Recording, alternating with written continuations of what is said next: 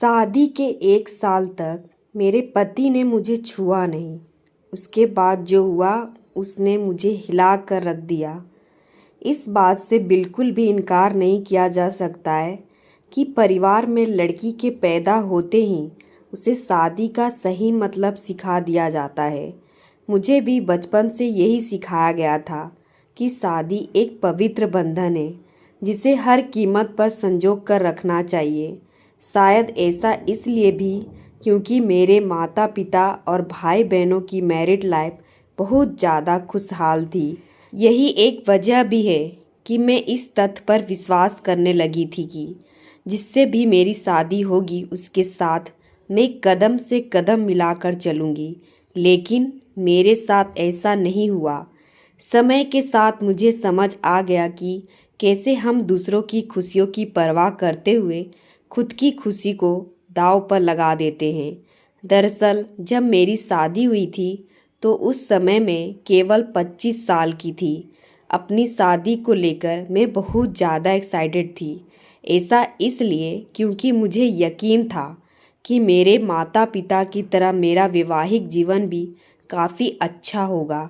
उन्होंने मेरे लिए एकदम सही इंसान चुना होगा जो मुझे हमेशा खुश रखेगा। लेकिन मैं नहीं जानती थी कि मेरी किस्मत में कुछ और ही लिखा था। शादी से पहले मैं अपने होने वाले पति से 1 से 2 बार ही मिली थी। वह काफ़ी शर्मीला और शिष्ट था। उसे देखकर मुझे यही लगा कि वह मेरे लिए एकदम परफेक्ट है। मैं अपने फैसले से काफ़ी ज़्यादा संतुष्ट थी। मेरे पिता ने भी मेरी शादी बहुत अच्छे से की थी। लेकिन शादी की पहली रात मेरे साथ कुछ ऐसा हुआ जिसने मेरी ज़िंदगी को बुरी तरह से हिलाकर रख दिया। सभी जानते हैं कि शादी की रात कितने मायने रखती है। इस अनुभव को यादगार बनाने के लिए मैंने खुद को तैयार कर रखा था। मेरे पति अंदर आए, बैठे और मुश्किलों से कुछ मिनट ही मुझसे बात की। उन्होंने ये कहकर बात ख़त्म कर दी कि वह थक गए हैं। मैंने भी यही सोचा कि शादी की रस्मों के कारण थकान हो गई होगी, इसलिए मैंने भी इस बात पर ज़्यादा रिएक्ट नहीं किया। मेरी शादी को 1 सप्ताह बीत चुका था और मेरे पति ने मुझे अब तक छुआ तक नहीं था। मुझे कुछ अजीब सा लग रहा था, लेकिन मैं अपनी तरफ से पहल नहीं करना चाहती थी। ऐसा क्योंकि मैं भी बहुत ही शर्मीली स्वभाव की हूँ। वैसे तो वह बहुत सभ्य व्यक्ति था, लेकिन एक चीज़ जो मुझे बार बार परेशान कर रही थी वह यह कि उसे मेरे साथ फिजिकल होने में कोई दिलचस्पी क्यों नहीं थी। यही नहीं, जैसे जैसे समय बीतता गया उनके साथ रहकर मुझे ऐसा लगने लगा था वह मेरे पति बनने के बजाय दोस्त बनना रहना ज़्यादा पसंद करते हैं। महीने बीतते गए, वैसे ही मुझे हर रोज़ एक नई चीज़ का अनुभव होने लगा। लेकिन अब भी हमारे बीच न्यू कपल वाली फीलिंग नहीं थी। ऐसा लग रहा था कि शादी करना और इसे बनाए रखना उनकी मजबूरी बन गई थी। मैंने कभी उनसे शिकायत नहीं की। ऐसा इसलिए क्योंकि वह बेहद नेक दिल और दयालु इंसान था। मुझे उनके साथ किसी तरह की कोई दिक्कत नहीं थी। लेकिन इसके बाद भी मुझे लगता था कि मेरी शादी में कुछ कमी थी। हमारी शादी को 1 साल बीत गया और हमारे बीच छोटी सी बात को लेकर झगड़ा हो गया जो वास्तव में गंभीर लड़ाई में बदल गया।